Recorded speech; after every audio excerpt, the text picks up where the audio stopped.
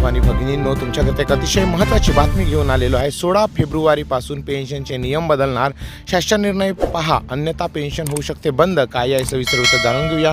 Video पूर्ण बघा। चॅनलवर पहिल्यांदा आला असाल तर प्लीज सबस्क्राईब करून बेल बटन दाबायला विसरू नका। तर चला व्हिडिओला सुरुवात करूया। तर बंधूंनो, पेन्शनच्या नियमामध्ये काही सरकारने आणि महाराष्ट्र राज्य शासनाने वेळोवेळी घेतलेले निर्णय 16 फेब्रुवारी 2026च्या सुमारास चर्चेत असलेले बदल हे प्रामुख्याने NPS national pension system, EPS 95 आणि 8व्या वेतन आयोग यासारख्या महत्त्वाच्या विषयावर आधारित आहे। तर पेन्शन निवडीसाठी ही शेवटची संधी असणार आहे। अनेकांसाठी पेन्शन निवडीचा पर्याय निवडण्याची मुदत 2026च्या सुरुवातीपर्यंत वाढवण्यात आली आहे।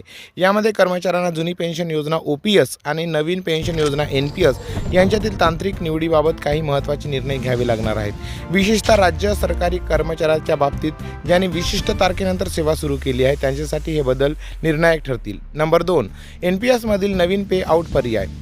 PFRDAचे नियम। फेब्रुवारी 2026मध्ये PFRDAचे पेन्शन फंड नियामक आणि विकास प्राधिकरणकडून NPS धारकांसाठी काही नवीन नियमांची अंमलबजावणी होत आहे। ॲन्युइटी खरेदीमध्ये सूट। पूर्वी कॉर्पसच्या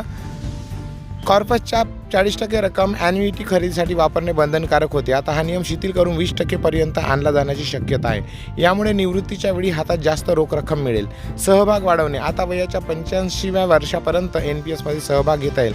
कॅपिटल प्रोटेक्टेड पर्याय। नवीन आणि जुन्या गुंतवणूकदारांसाठी भांडवल सुरक्षित ठेवून अधिक परतावा देणारे नवीन पेन्शन उत्पादन आणले जात आहे। 8व्या वेतन आयोगाचा परिणाम। 1 जानेवारी 2026 पासून 8व्या वेतन आयोगाच्या अंमलबजावणीची प्रक्रिया सुरू झाली असून त्याचे पडसाद फेब्रुवारीच्या पेन्शनमध्ये दिसू लागतील। पेन्शनमध्ये वाढ। नवीन वेतन आयोगामुळे मूळ पगारात वाढ झाल्याचे निवृत्त कर्मचाऱ्यांच्या मूळ पेन्शनमध्ये 20 ते 25% वाढ होण्याची शक्यता आहे। महागाई भत्ता। जानेवारी 26 पासून वाढलेला महागाई भत्ता फेब्रुवारीच्या पेन्शनमध्ये समाविष्ट होऊन मिळेल।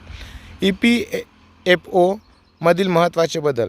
खाजगी क्षेत्रातील कर्मचाऱ्यांच्या बाबतीत पेन्शनबाबत EPS 95 फेब्रुवारी महिन्यात काही तांत्रिक बदल दिसू लागलेले आहेत। पेन्शन किमान। दीर्घकाळापासून प्रलंबित असलेल्या किमान 7,500 रुपये पेन्शन अधिक महागाई भत्ता यावर मागणीवर सरकार काही अंतिम निर्णय घेऊ शकते। कॅल्क्युलेशनसाठी सूत्र। पेन्शनसाठी पात्र होण्यासाठी 10 वर्षाची सेवा अनिवार्य असून 58व्या वर्षापर्यंत मिळणारी पेन्शन आता सुधारित पगाराच्या सरासरीवर मोजली जाणार आहे।